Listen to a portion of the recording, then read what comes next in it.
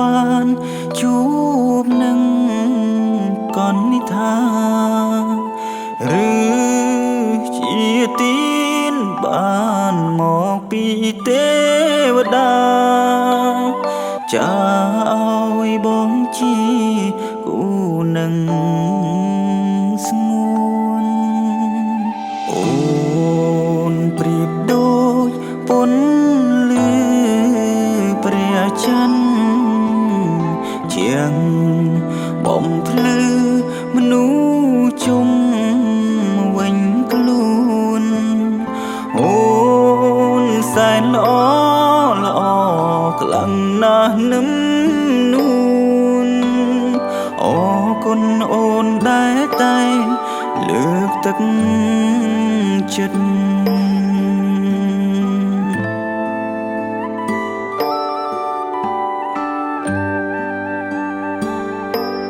ក្តីសុខបងពេលមានអូនមានស្ងួនធ្វើជាគូជីវិតជោគជ័យបងតែមានអូននៅចិត្តផ្ដល់គុណិតផ្ដល់ស្នាមញញឹម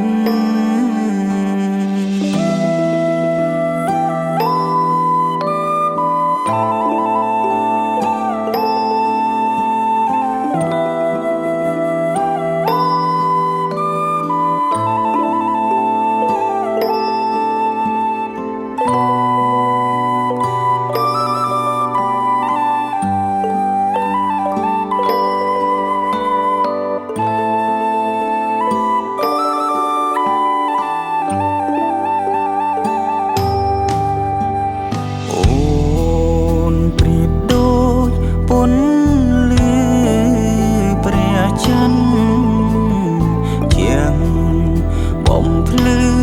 មនុស្សជុំវិញខ្លួនអូនសែនល្អល្អខ្លាំងណាស់នឹមនួនអរគុណអូនដែលតែលើកទឹកចិត្ត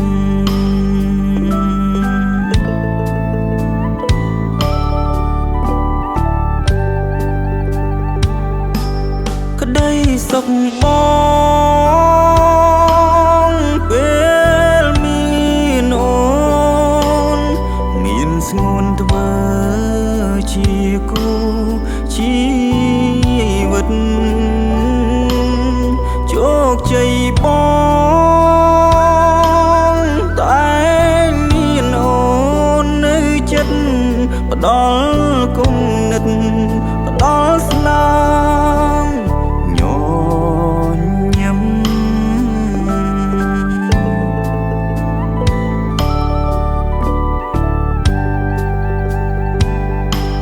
ក្តីសុខបងពេលមានអូនមានស្ងួនធ្វើជាគូជីវិតជោគជ័យ